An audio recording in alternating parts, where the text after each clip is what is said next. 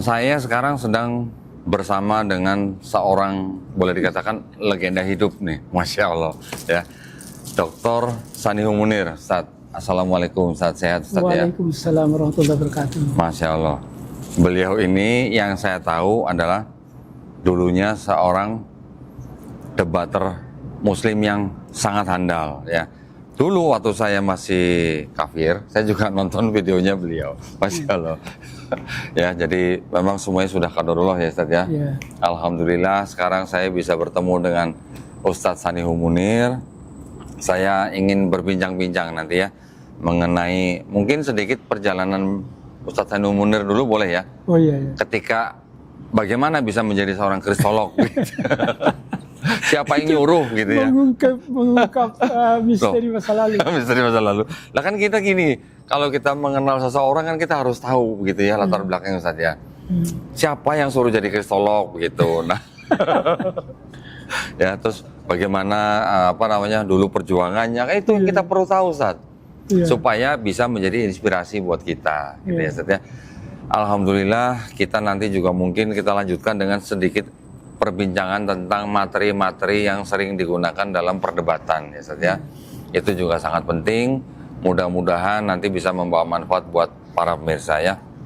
Baik, supaya nggak lama-lama, saya langsung saja mau berondong pertanyaan kepada Ustadz Sanihu Munir. Masya Allah. Ustadz, mulai usia berapa Ustadz menjadi kristolog? Saya menjadi kristolog itu di Manila.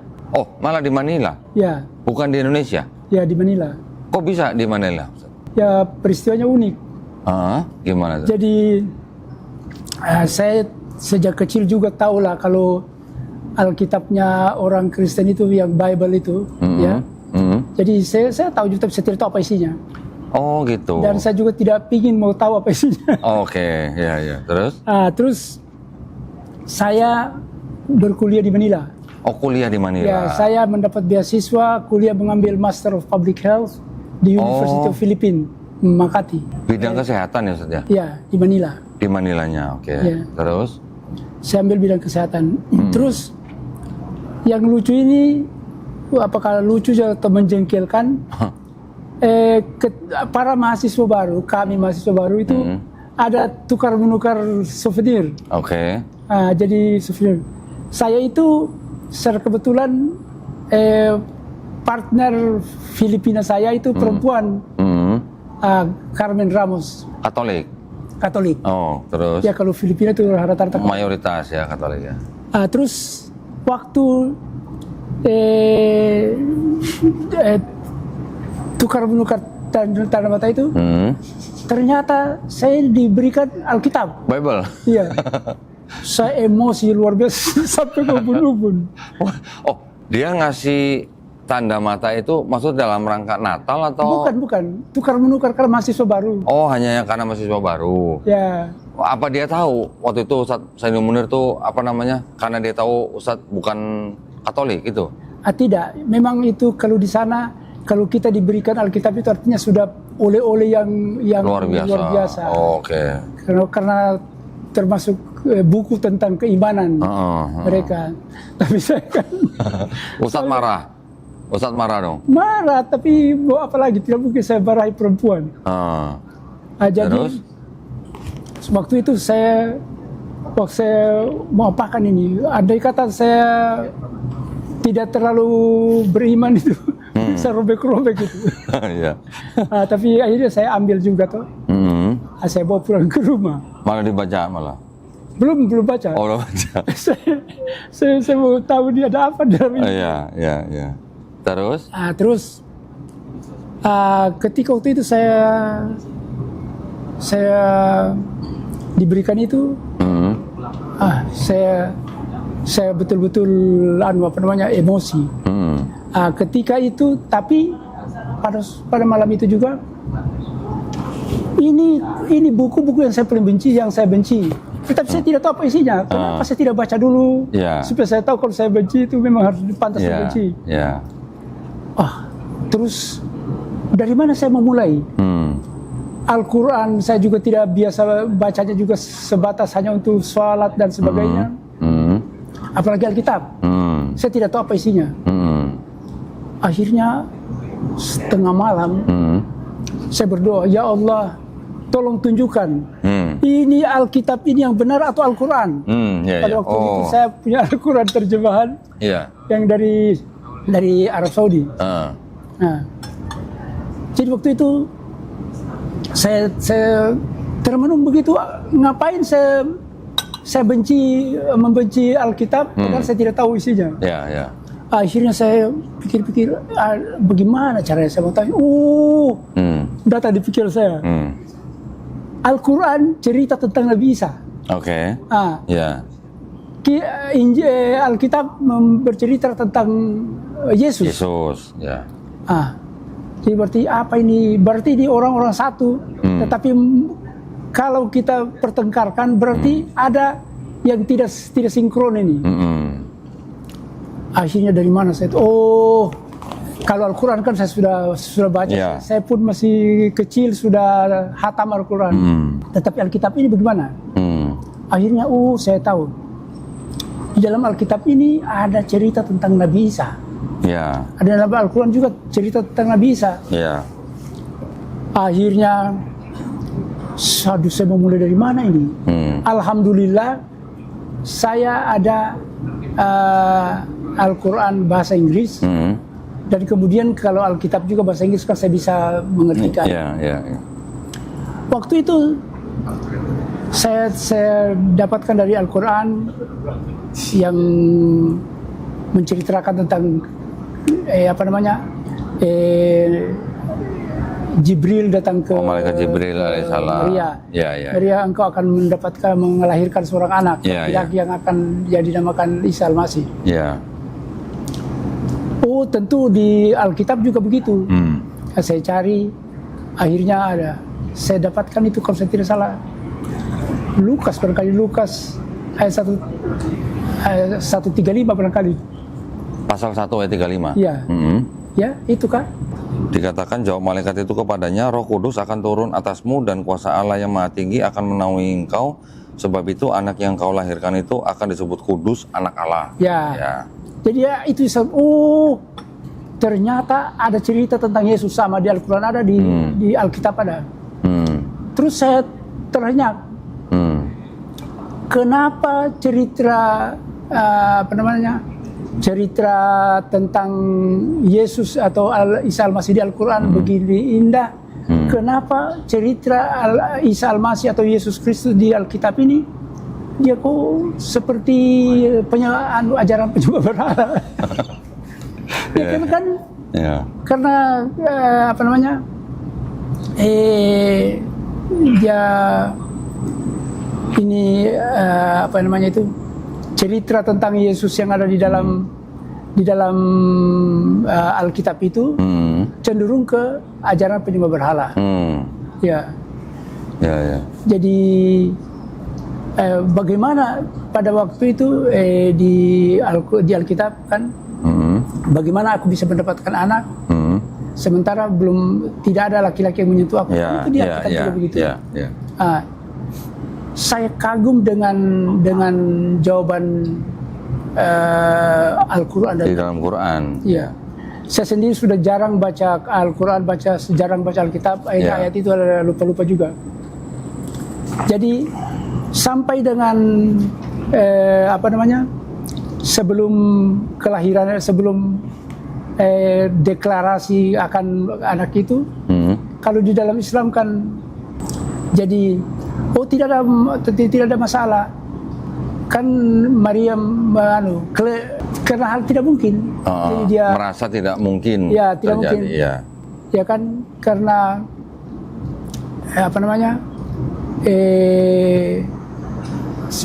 Maria melahirkan anak sementara tidak ada yang tidak ada suami. Dalam Al-Quran juga begitu kan, bahwa dia akan melahirkan anak, deklarasi dari atau firman dari Allah bahwa engkau akan mendapat anak. Dan pada Allah itu tidak ada yang mustahil karena kun fayakun, jadilah Yesus. Kan juga ada ayat yang semisal penciptaan Isa Al-Masih dengan Adam alaihissalam. Adam diciptakan dari tanah liat, Nabi Isa alaihissalam diciptakan hanya dengan kun fayakun. Ya, kun gitu kan? fayakun, Ya. begitu. Tetapi ini yang di Kristen, kok kenapa harus malaikat turun ke atasnya? Itu kan, dan akhirnya lahirlah. Jadi berarti ini ada terjadi apa namanya itu hubungan antara malaikat dengan Maria. Dan itu kan bagi kita kan tidak masuk akal, bukan begitu ceritanya. Itu. Jadi seolah-olah kayak semacam ada interaksi atau ada sebuah apa yang namanya pertemuan antara wanita dan malaikat yang menghasilkan Yesus gitu ya. Apalagi kan kalau kita melihat di bahasa Inggrisnya, kalau Bible kan John 3:16 bahwa Jesus kan the only begotten son. Kata begotten itu kan sebenarnya kan hasil persetubuhan manusia gitu saja. Hasil yang pertama. Nah, setelah begitu, lalu saya akhirnya terpicu. Terpicu atau tergoda. Untuk mempelajari. Oh gitu. Terus? Akhirnya saya belajar Alkitab, saya belajar Injil, Bible. Apa yang terjadi? Karena keinginanku mempelajari itu, akhirnya saya jatuh miskin. Saya jatuh miskin di Manila. Bagaimana maksudnya itu? Ya, sebelumnya saya bisa makan ayam, makan daging dan sebagainya. Ini ada kalanya tinggal makan telur. Karena belajar Bible. Karena belajar. Apa mungkin saya cari tuh buku-buku yang di toko buku, dan akhirnya jatah yang harus untuk makan. Jadi jatah uang makan dipakai untuk beli buku. Aduh. Dan saya akhirnya keranjingan. Jadi Ustadz beli buku-bukunya di Manila malah? Di Manila. Malah kalau saya tidak dapat di Manila, saya pesan di Amerika. Dan ketika saya memesan itu, ada teman fans di sana di Amerika. Gitu? Ya, yang yang siap mensuplai saya dengan buku-buku. Dari Amerika? Iya. Oke. Ada kalanya dia belikan saya itu 30 buah buku, 20 buku. Masya Allah. Jadi saya berikan judul, dia cari. Dia nanti yang cari gitu ya? Iya, orang Indonesia juga. Loh, waktu itu Ustadz itu bisa mencari-cari buku itu dari membaca artikel atau dari mana? Tidak, jadi di dalam kalau saya baca buku, saya langsung pergi ke daftar pustaka. Daftar pustaka. Daftar pustaka, saya cari buku-buku yang maut. Iya. Jadi berapa lama Ustadz Sanihul Munir di Manila itu untuk belajar yang tadi dokter itu, kesehatan itu? Kuliahnya itu sampai tidak selesai. Iya, berapa tahun itu? 4 tahun? Itu 5 tahun. 5 tahun. Iya. Setelah itu kembali ke Indonesia atau bagaimana? Belum. Masih di Manila terus? Saya di Manila terus. Karena apa? Saya tergoda dengan perdebatan-perdebatan. Gitu. Debat live di di mana? Di Taman Rizal. Maksudnya face to face? Iya. Face to face di taman gitu? Iya. Itu boleh ya di sana ya? Iya, jadi begini. Itu debatnya itu setiap malam Senin dan malam Sabtu. Kalau malam Senin di Luneta di Taman Rizal, kalau yang malam Jumat malam di Plaza Miranda, itu di dekat Masjid Quiapo. Boleh ya sana gitu ya? Ya di sana. Ciri khasnya di sana itu, yang pendebat-pendebat itu, mereka nikmati itu. Jadi mereka kelihatannya bukan ingin menang kalah, tapi bagaimana menikmati itu perdebatan. Menikmati? Ya, sebagai suatu seni atau ilmu. Ya. Jadi yang lucu itu, sebelum berdebat kita tidak saling kenal. Gitu? Iyalah, datanglah Katolik atau datang Protestan atau datang Jehovah's Witness. Situ kita berdebat, kita tidak saling mengenal. Tetapi begitu sesudah berdebat, kita duduk bercanda, minum kopi bareng. Ya. Sementara kalau di Indonesia berantem, baku hantam. Jadi di sini tuh yang dicari benang kalah. Kalau di sana dinikmati itu ilmu. Dinikmati itu debat. Begitu. Jadi berapa lama akhirnya Ustadz Sanihul Munir di Filipina? Hampir 20 tahun. Jadi menikah juga di sana? Tidak menikah, sudah punya istri baru ke sana. Oh, ke Manilanya setelah punya istri. Ya, jadi sekitar 5 tahun itu jarang pulang, tapi sudah itu saya sering pulang karena saya membantu tim promosi produksi Indonesia di Filipina. Oh, begitu. Iya, saya pulang ke Solo, ke Jogja, ke Bali untuk membeli souvenir. Souvenir itulah kemudian saya bawa ke sana dijual. Oh gitu. Oh, dijual di Filipina. Iya. Iya. Kalau jualnya itu biasanya saya punya trik itu bikin pameran. Pameran produksi Indonesia, di situ kita jual itu barang.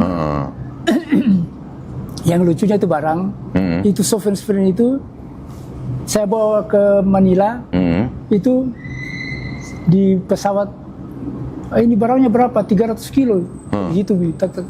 Terus saya kasih lihat surat dari duta besar, untuk saya melakukan promosi, pameran promosi. Sudah akhirnya gratis. Oh gitu, tidak bayar apa-apa. Tidak bayar apa-apa. Iya. Terus jadi akhirnya 20 tahun Ustaz Sandi hampir 20 tahun di Filipina belajar kristologi. Iya. Terus kembali ke Indonesia gitu. Ya. Nah, setelah kembali ke Indonesia jadi gimana? Sudah jadi kristolog. Sudah jadi kristolog. Iya, malah ke kesehatan saya sudah tidak gubris. Malah nggak diurusin ya kesehatan. Iya.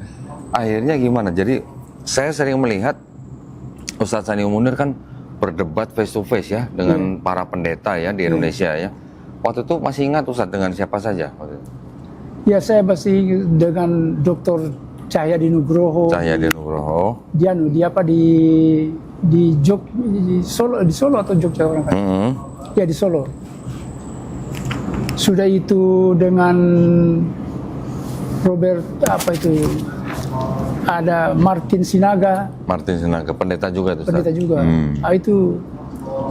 Itu yang dikomentari sama Babang Nursena, dia marah. Oh, kenapa marah? Katanya ini pendebat Kristen dipermain-mainkan. Tidak berkutik. Oh gitu. Iya. Terus dia bilang, itu kalau Munir itu segojangan. Apa itu maksudnya, Ustaz? Ya, itu ayam sayur. Oh gitu. Terus? Ya, dia sakit hati karena betul-betul saya bikin KO itu yang Martin Sinaga itu tadi. Oke. Kurang lebih sudah berapa kali melakukan perdebatan itu, Ustaz?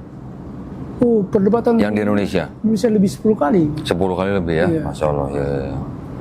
Dan itu saya betul-betul ada beban. Beban apa, Ustaz? Ketika saya sering berdebat ke sana kemari, kan saya keliling Indonesia, belum ada seperti Bapak di sana waktu itu kan, dan sekali berapa. Nah, selalu kalau saya sudah berdebat itu, mereka bertanya, Pak Ustaz, kalau Pak Ustaz sudah tidak ada, siapa gantinya? Oh, oke. Oh, itu saya terpukul betul. Oh, iya. Saya terpukul dan saya merasakan ini betul-betul kalau saya ditanya Tuhan, ilmu yang kamu dapat ini, kamu baktikan untuk apa? Siapa yang kamu sudah ajari dan sebagainya? Itu mengiang-iang terus. Nanti kan sudah 5-6 tahun terakhir ini baru menjamur ini seperti Pak Dondi kan. Perdebatan lagi. Itu sudah jauh lebih hebat daripada saya. Jadi waktu itu Ustadz Sandi Munir cari murid gitu atau? Nah, itulah yang saya tidak, sama anak saya saja saya tidak ajarkan itu. Oh. Dan orang-orang, jadi akhirnya saya berdoa, ya Allah tolong ringankan lisanku dan mudahkan pikiranku untuk membagi ilmu ini kepada umat. Ya, tapi saya lihat tidak ada apa-apa. Namun kemudian itu kristolog muda tumbuh seperti jamur di musim. Masya Allah, ya. Alhamdulillah. Ya. Alhamdulillah. Ya, gitu. Apalagi sekarang sudah dengan online pun bisa gitu ya, ya. Ya, tidak perlu harus tatap muka gitu ya. Yang lucu saya itu dulu kan buku-buku saya kan saya bikin coret-coretan segala macam. Dan itu cari data waktu itu susah sekali. Iya. Tidak seperti Bapak sekarang, internet. Iya. Dulu tidak ada. Iya, betul. Kalau tidak ada bukunya tidak bisa kita mengada-ada. Betul. Ya. Ya. Ini ngomong-ngomong ya, Ustadz Sandy Munir ini apa namanya? Kan karena sudah begitu banyak bukunya. Ini kemarin saya tuh saya kepengen ya, bukan apa-apa, maksudnya saya kepengen supaya ilmunya Ustadz Sandy Munir ini juga bisa dilestarikan. Iya. Dalam arti buku-bukunya itu juga dijaga gitu ya Ustadz ya. Kan ini kan ilmu semua gitu kan. Nah, maksud saya bagaimana kalau misalnya buku itu kami ganti dengan sejumlah uang, ya mungkin nanti Ustadz bisa pergunakan untuk hal yang berguna di dalam agama kita juga. Tapi buku-buku itu pengen saya simpen gitu Ustadz, pengen saya lestarikan, dan kita tahu masalah ini tinggal comot buku ini, masalah ini tinggal comot buku ini gitu. Saya kepengennya bisa begitu Ustadz. Iya, memang begitu. Iya. Nah, cuman rupanya Ustadz Sandy Munir punya pemikiran lain. Ada rencana mau bikin perpustakaan ya Ustadz ya? Iya. Dan gimana saya itu? kira yang untuk mau pingin buku ini, insya Allah anak saya dari Manila itu bisa bantu. Bisa bantu ya, baik. Untuk mencarikan di Amerika. Alhamdulillah. Iya. Nah, Ustadz rencana mau buka perpustakaan di mana? Di Kendari. Di Kendari. Di rumah atau di rumah? Oh, di rumah. Ya. Mudah-mudahan dilancarkan ya Ustadz ya. Baik. Nah, kalau begitu pengalaman debat Ustadz Sandy Munir ini kan sudah tidak diragukan ya berarti ya. Mungkin Ustadz Sandy Munir sudah bertemu dengan beberapa tipe atau macam pendeta gitu kan. Rata-rata Ustadz dari semua pendeta yang berhadapan dengan Ustadz Sandy Munir nih, ada nggak pendeta yang menurut Ustadz itu pendetanya jujur gitu Ustadz? Yang jujur itu Martin Sinaga. Oh, Martin Sinaga jujur. Itu yang makanya dimarahi sama pemandu. Boleh diceritakan jujurnya kira-kira gimana Ustadz? Ya, artinya apa-apa yang saya majukan itu malah kemudian dia pun ada nada-nada mendukung begitu. Dibenarkan? Ya. jadi Malah dibenarkan? Ya. Oke. Selain itu ada lagi? Saya kira itulah. Itu saja? Ya.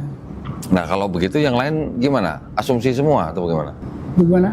Maksudnya selain Martin Sinaga, pendeta Martin Sinaga, selain itu pendetanya rata-rata berasumsi semua atau bagaimana, Ustaz? Tidak yang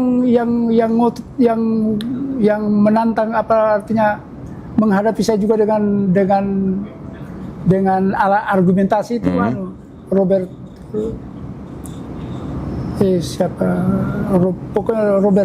Dr. Robert apa ya? Di Bandung. Oh, tapi rata-rata argumentasi para pendeta itu hanya berdasarkan Bible atau berdasarkan juga dari literasi yang lain? Jadi ini yang saya mau ungkapkan malam ini mengenai Kristen. Kalau Kristen baca Bible itu 100% benar menurut mereka. Menurut mereka, ya. Nah, tapi mari saya bacakan di buku ini. Ya. Mudah-mudahan yang dengar Ya. buku ini, kutipan dari buku ini bisa berpikir. Ini apa katanya? Only if we are straining to read the synoptic in the wrong way, will we fail to see the problem. We will fail to see the problem. Ya. Kita akan gagal melihat masalahnya. Oh, if we only apa tadi? If we are straining. Nah, hanya kalau kita ngotot to read the synoptic in the wrong way, membaca kitab dengan cara yang salah, maka baru kita gagal melihat problem. Tidak bisa melihat masalahnya apa. Oh, jadi semacam kayak imani saja gitu ya. Jadi berarti kalau para pendeta atau orang Kristen yang membaca buku Alkitab apa segala macam tidak ada apa-apa, bagus-bagus saja, berarti mereka sudah salah baca. Salah membaca Alkitab. Dan ini semua pendeta semua salah membaca kitab. Iya. Karena kan mereka mau bangga. Ya, ya. Itu bukan harus dibanggakan, harus ditangisi itu kan. Itu mohon maaf, Ustaz, itu buku apa, Ustaz? Itu buku judulnya apa, Ustaz? Jesus Alive. Jesus Alive, Yang tulisan dikarang dari A.N. Wilson. A.N. Wilson. Iya. Iya. Jadi kalau saya sudah dengar argumennya pendeta, saya ketawa Malah mengingat kutipan di buku ini. Iya. Saya paham maksudnya ya. Iya. Memang gimana ya? Ini kan Ya Pak Doni juga pasti menghadapi orang-orang begitu. ini kan masalahnya kan masalah perspektif ya, Ustaz ya. Iya. Perspektif kan setiap orang memang bisa berbeda-beda. Iya. Tetapi maksud saya di dalam kitab mereka itu mereka punya perspektif Kristen. Tetapi kan kita tidak boleh lupa, Ustadz, bahwa separuh daripada kitab mereka itu kan punya orang Yahudi. Iya. Yang mana perspektifnya Yahudi itu berbeda dengan perspektifnya orang Kristen. Kan begitu, Ustadz ya? Iya. Jadi contoh misalnya seperti konsep Mesias. Iya. Kita paham bahwa di dalam kitabnya orang Yahudi ada konsep nanti akan ada Mesias yang akan datang. Iya. Tetapi kan belum datang menurut orang Yahudi. Menurut orang Kristen diperspektifkan bahwa sudah datang, yaitu Yesus gitu kan. Ini adalah dua perspektif yang berbeda. Iya.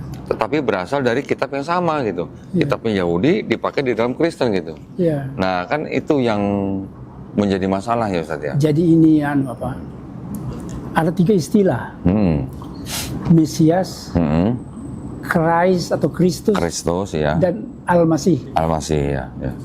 Tentu mungkin Doni sendiri mengatakan ya sama-sama tiga-tiganya kan. Artinya mungkin semua sama ya, artinya. Tapi ketika diaplikasikan, Aplikasinya bisa berbeda. Ya. Jadi ketika kita membaca Innamal Masihu Isa